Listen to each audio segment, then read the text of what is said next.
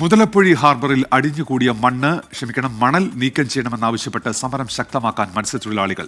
ഇന്ന് CITU ഉൾപ്പെടെയുള്ള മത്സ്യത്തൊഴിലാളി സംഘടനകളുടെ നേതൃത്വത്തിൽ ഹാർബർ എഞ്ചിനീയറിംഗ് ഓഫീസ് ഉപരോധിക്കും. ഫിഷറീസ് മന്ത്രിക്ക് കത്തയക്കാനാണ് സമരസമിതിയുടെ തീരുമാനം.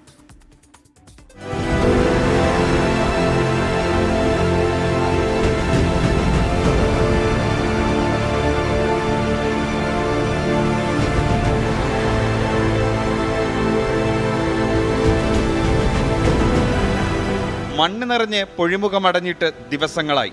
അതിനും എത്രയോ വർഷങ്ങൾക്ക് മുൻപേ മത്സ്യത്തൊഴിലാളികൾ ഈ പ്രശ്നം മുൻകൂട്ടി പറഞ്ഞതാണ്.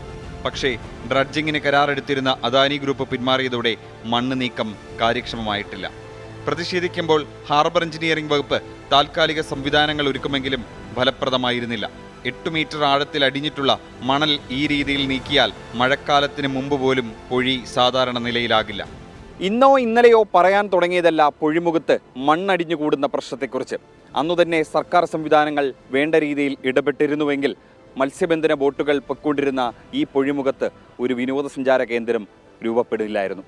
24 മണിക്കൂറും മണ്ണ് റജ്ജ് ചെയ്ത് മാറ്റേണ്ട ഒരു സംവിധാനം ഒരുക്കേണ്ട സാഹചര്യം ഉണ്ടാക്കണം.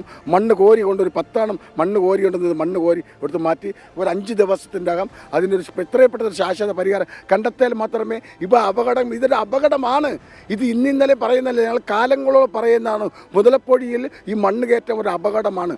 അത് എത്രയും പെട്ടെന്ന് മാറ്റിക്കൊടുക്കേണ്ട സർക്കാരിൻ്റെ ഉത്തരവാദിത്തമാണ്. സർക്കാർ ചെയ്യുമെന്നുള്ള പ്രതീക്ഷ ഞങ്ങൾക്കുണ്ട്.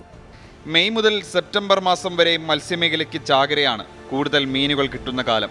കടലിൽ പോകാനായില്ലെങ്കിൽ മത്സ്യത്തൊഴിലാളി കുടുംബങ്ങൾ പട്ടിണിയിലാകും.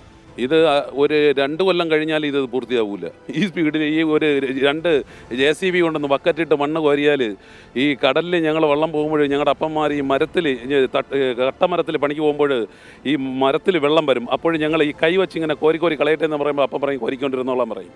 പക്ഷെ അതൊരിക്കലും പറ്റത്തില്ല. കാരണം എന്തുകൊണ്ടാണ്? അപ്പനറിയാം ഒരിക്കലും ആ വെള്ളം മാറി തീരത്തില്ലെന്ന്. അതുപോലെയാണ് പിള്ളേരുടെ കയ്യിൽ ബക്കറ്റും കൊടുത്ത് കളിപ്പിക്കാൻ വിട്ടിരിക്കുക. എന്നിട്ട് കോടിക്കണക്കിന് രൂപ മുതലപ്പൊഴിക്ക് വേണ്ടി ജലവാക്കിയെന്ന് പറയുന്നത് എന്ത് നീതിയാ കാണിക്കുന്ന മത്സ്യമേഖലയോട്?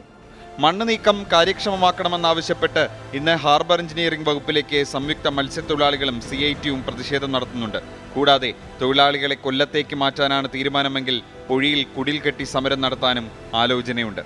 കേരളത്തിന്റെ സൈന്യമാണ് തദ്ദേശ അറിവുകൾ പരമാവധി പ്രയോജനപ്പെടുത്തും തുടങ്ങിയ പല്ലവികൾ കേൾക്കാൻ തുടങ്ങിയിട്ട് കുറേ കാലമായി.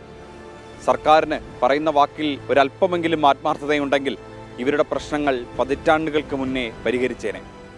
മുതലപ്പൊഴിയിൽ നിന്നും രഞ്ജിത്ത് ഫ്രാൻസിസിനൊപ്പം അജീഷ് ജയകുമാർ, 24.